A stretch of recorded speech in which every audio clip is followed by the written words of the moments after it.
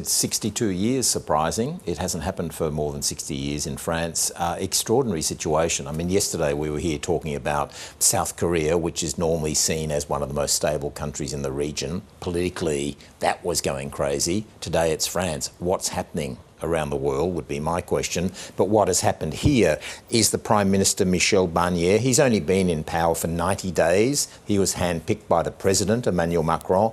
He tried to push through, using his special constitutional powers, some austerity measures. France has such a structural deficit. France is slowly, systemically going broke. It can't afford to be paying all of the social security and other bills. So he tried to tackle that. He's a conservative, he's from the right wing.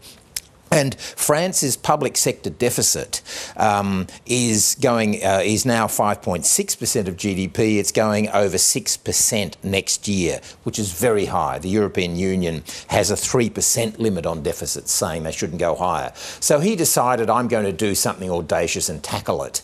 And the Parliament revolted, and the far left and the far right, Marine Le Pen on the far right and Jean-Luc Mélenchon on the far left, joined forces and essentially have passed a vote of no confidence in him. So the government of France has fallen. So who's going to run the country then? Because the PM's gone and there's no party with a majority, is there? Well, it's extraordinary. There's now a lame duck president. President Macron can't run again for a third consecutive term. Although he's got another 2 years, his powers have been diminished. They've got a lame duck prime minister. So the lame duck president now has to choose another lame duck prime minister and hope that the National Assembly will accept this. They can't have another election because under the French Constitution there has to be 1 year between elections. They had one in July, so until July next year, President Macron has to find someone who can be a caretaker prime minister. The only good news for France in all of this is that, unlike America, where the Congress has to regularly approve funding, the French government, the system, the funding is already guaranteed. So the French system won't clog to a halt. But longer term, don't forget Emmanuel Macron gave a lot of political skin trying to raise the age at which the French government guaranteed someone's pension entitlements by 1 year, and there were people in the streets. The French were revolting.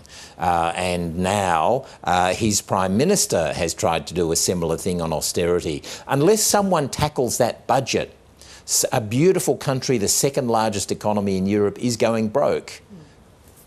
Things will improve though, John, because Donald Trump is arriving at the weekend. Well, yes. When I saw that, I thought, finally some stability comes into the mix. The stability and the good judgment of Donald Trump.